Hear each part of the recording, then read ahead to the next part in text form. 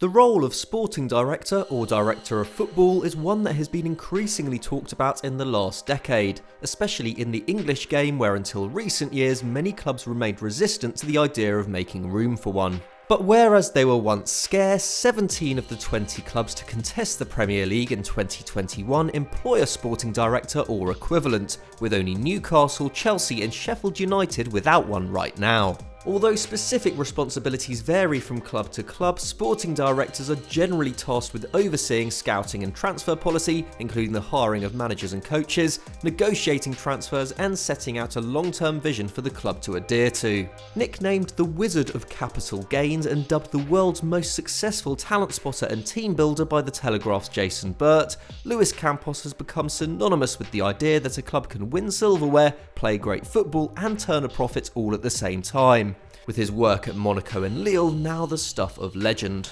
But who is Luis Campos and how did he become one of Europe's most successful sporting directors?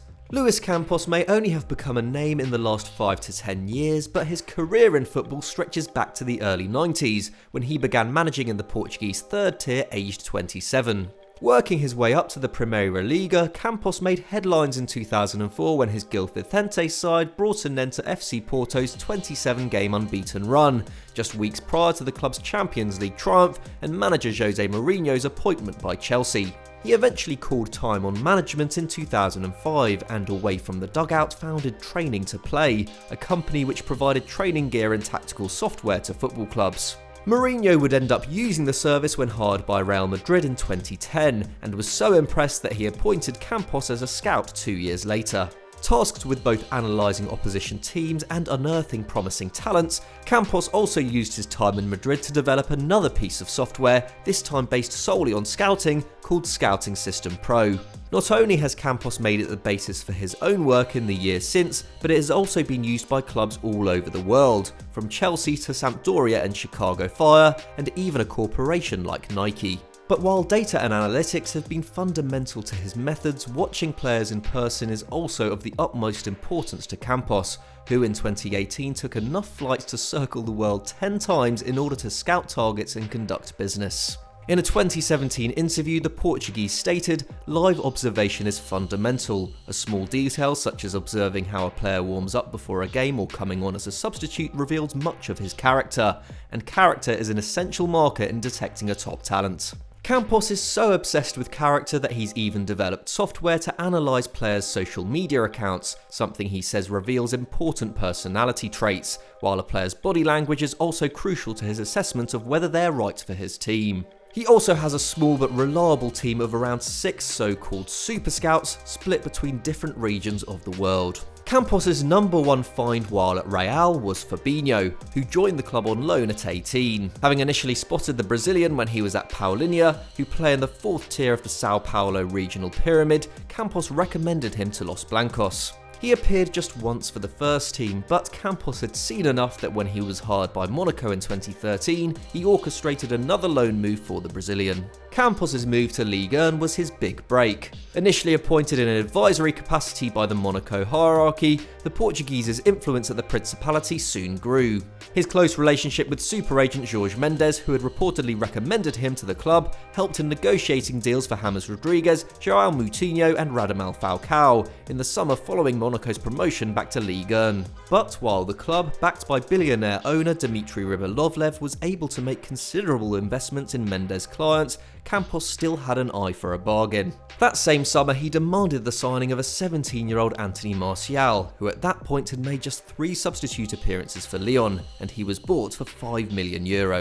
He soon came into his own as Monaco's technical director, overseeing a change in the club's recruitment strategy to a more youth-orientated approach. In the summer of 2014, a 19-year-old Tiémoué Bakayoko arrived from Rennes for €8 million, with Bernardo Silva, also 19, loaned from Benfica. Silva's move was made permanent for under €16 million the following January, before a summer in which the club signed a 19-year-old Thomas Lamar from Caen, an 18-year-old Alain Saint-Maximin from Saint-Étienne, and made Fabinho's loan from Rio Ave permanent, all for a combined €15 million. Meanwhile, they sold Anthony Martial and Jeffrey Kondogbia at a €71 million combined profit, while also selling academy product Layvin Kurzawa and Yannick Carrasco, who'd been signed as a youth from Genk, for a combined $40 million.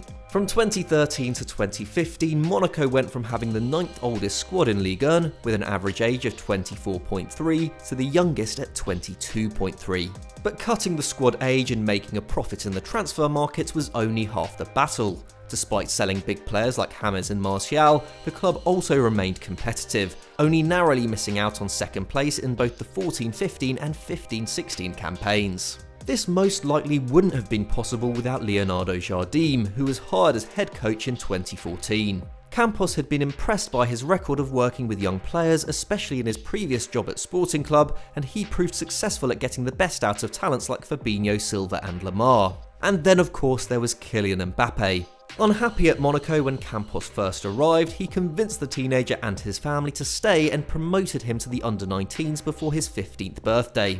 At 16, he was brought into the first team by Jardim and became the club's youngest ever debutant, breaking a record set by Thierry Henry 21 years earlier. By the beginning of the 2015-16 season, Campos had resigned as technical director, reverting back to an advisory role before joining Lille the following campaign. But he had already laid the groundwork for the club's famous title win of 2017. Benjamin Mendy arrived in the summer of 2016 for €13 million, and together with Fabinho, Bakayoko, Silva, Lamar and Mbappé formed the bulk of a young side which ended PSG's monopoly on French football and beat Pochettino's Tottenham, Pep's Man City and Tuchel's Dortmund on their way to the Champions League semi-finals. Over the following 2 summers, those 6 players would be sold for a total of €409.5 million, making the club a profit of just under €363 million. Between 2013 and 2018, Monaco brought in over €820 million in transfer fees, the most of any club in Europe,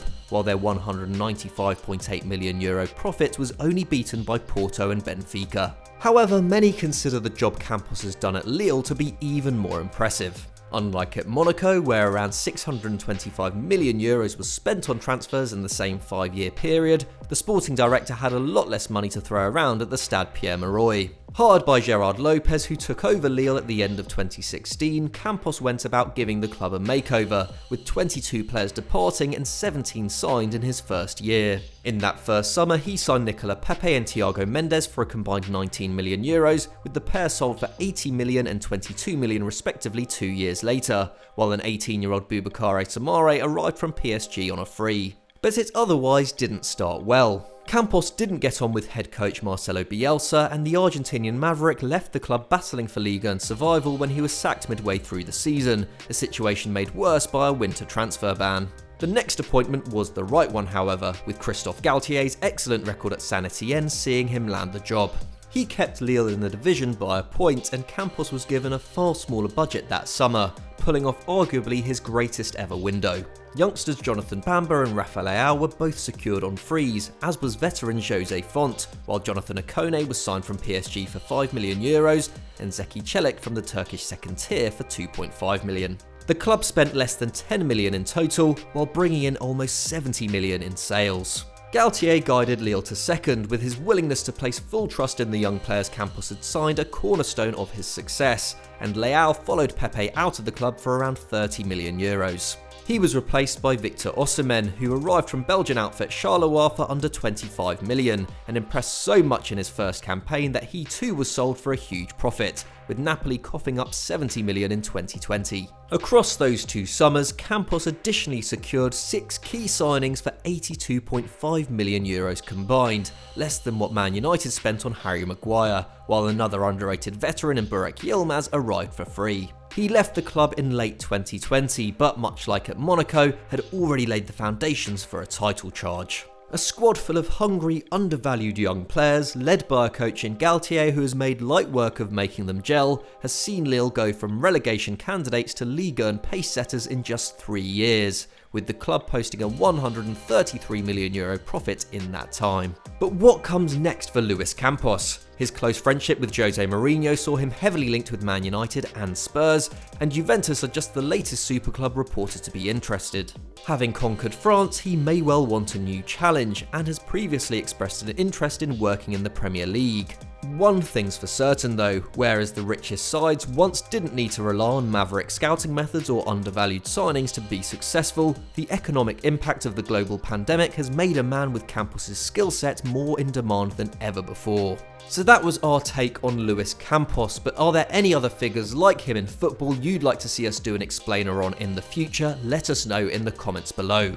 If you enjoyed this video, don't forget to leave it a like and of course subscribe to Football Daily if you haven't done so already. Thanks for watching and we'll see you next time.